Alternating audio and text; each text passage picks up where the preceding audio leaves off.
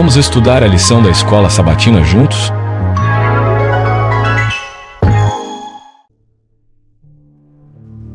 Lição 6.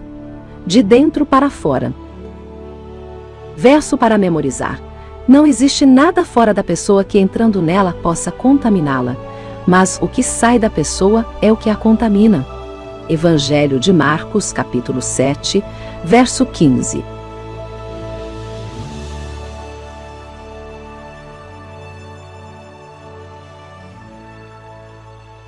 Olá, meu amigo, minha amiga, que o abraço carinhoso de Jesus envolva sua vida de modo muito especial no dia de hoje. Muito obrigado por estar aqui conosco para juntos estudarmos a Palavra de Deus através da lição da Escola Sabatina. Hoje, o título da nossa lição é Cuidado com o fermento dos fariseus. O fermento era algo muito usado nos tempos bíblicos, especialmente nas misturas de massas para pães e bolos. Na verdade, o pão era o alimento básico da refeição judaica. Por isso, na oração do Pai Nosso, a expressão "o pão nosso de cada dia nos dá hoje" significa a porção necessária, essencial para a vida. Normalmente, os pães e bolos eram levedados. As exceções ocorriam justamente em conexão com as prescrições divinas acerca das ofertas a Deus ou aquelas que exigiam a exclusão temporária do fermento da dieta do judeu. O fermento usado pelas pessoas nos tempos bíblicos geralmente era a porção de uma mistura antiga de massa guardada até que ficasse levedada. Quando fosse utilizada na fabricação do pão, essa pequena porção azeda era dissolvida na água, na massadeira, antes que a farinha fosse colocada. Algumas pessoas também preferiam colocar essa porção no meio da mistura já amassada. Havia ainda outros tipos de fermentos menos usuais. Por exemplo, o fermento feito de farelo misturado com borra de uva, ou a cevada misturada com água e guardada até azedar. Como foi dito, a lei mosaica proibia o uso do fermento em certas ocasiões. Durante a festa da Páscoa e a festa dos pães asmos, por exemplo, o fermento devia ser excluído totalmente das casas.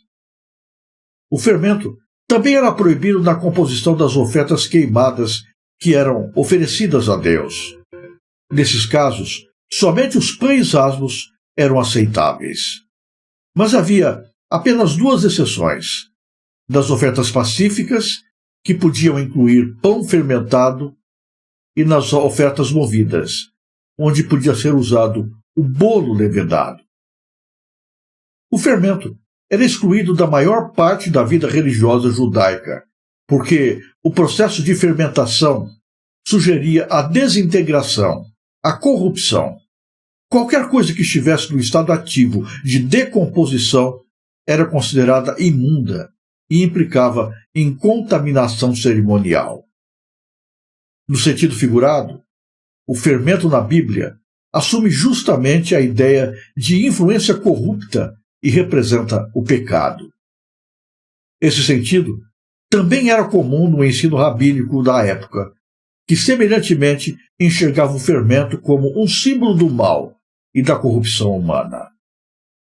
No Novo Testamento, o significado figurado do fermento também é empregado. Jesus usa a figura do fermento para se referir à terrível influência negativa da hipocrisia e do falso ensino dos judeus, dos fariseus especialmente, dos saduceus e dos herodianos. O apóstolo Paulo também usa o fermento no sentido figurado nas suas epístolas. Por duas vezes, Paulo cita um provérbio que diz que um pouco de fermento leveda toda a massa. No contexto da carta aos Coríntios, o apóstolo usa o fermento como símbolo da influência destrutiva do pecado, que pode comprometer a unidade da igreja local. Então, como uma metáfora da influência corruptora do pecado, ele contrasta o fermento da malícia e da corrupção com os asmos da sinceridade e da verdade. Já no contexto da carta aos Gálatas, ele usa a figura do fermento como símbolo da falsa doutrina. Em Marcos 8, Jesus aproveitou a oportunidade para alertar os discípulos contra o fermento dos fariseus e de Herodes, ou seja, os ensinos deles. Mas os discípulos entenderam mal e pensaram que Jesus estivesse falando sobre comprar pão físico. Como geralmente acontecia quando os discípulos não entendiam alguma coisa, Jesus lhes deu instruções. O Senhor fez uma série de perguntas, sendo as últimas questões retóricas, expressando o seu desapontamento por eles não haverem compreendido sua missão. As palavras de Jesus lembram o que ele disse em Marcos capítulo 4, versos 10 a 12, sobre pessoas de fora que não entendem. Suas palavras foram fortes e tinham como objetivo despertar os discípulos da sua letargia espiritual. Em Marcos 8, versos 19 e 20, Jesus fez perguntas simples sobre quantos cestos de pedaços de pão eles tinham recolhido depois que ele alimentou os 5.000. Essas perguntas tinham o objetivo de ilustrar que eles já deveriam ter entendido que a limitação de recursos não era barreira para Jesus. Sua última pergunta também é retórica. Vocês ainda não compreendem? Afinal, pense em tudo o que eles já tinham visto e vivenciado com Jesus Cristo. O que Jesus quis dizer quando falou do fermento dos fariseus? O fermento nada mais é do que a interferência humana na interpretação da palavra, dando-lhe outro aspecto. É a velha massa da hipocrisia, da malícia, do egoísmo, da demagogia e do interesse individual, característico de todo ser humano, interferindo na nova massa espiritual do pão que dá a vida, o Evangelho de Cristo. Fermento aqui é o que há de podre do ser humano, vestido de cores religiosas. Fermentação fala de torcer o sentido do texto aqui, modificando ali, omitindo, invertendo, acrescentando, subtraindo, descontextualizando, procurando encontrar justificativas e dar embasamento bíblico para aquilo que não é bíblico, para doutrinas tendenciosas, para opiniões particulares, para desejos e motivações puramente pessoais. O fermento fala do uso da palavra de Deus num contexto diferente daquela que foi proferida. É a manipulação da palavra. O fermento é a enganação escondida através dos discursos piedosos. Quando Jesus fala de fermento dos fariseus, na verdade, ele está se referindo ao contingente humano que esses religiosos impregnaram na relação homem-Deus. Fermento não é o que aparenta, não é o que se vê externamente, mas é o veneno escondido. É a podridão por dentro do sepulcro bem ornamentado, do sepulcro caiado.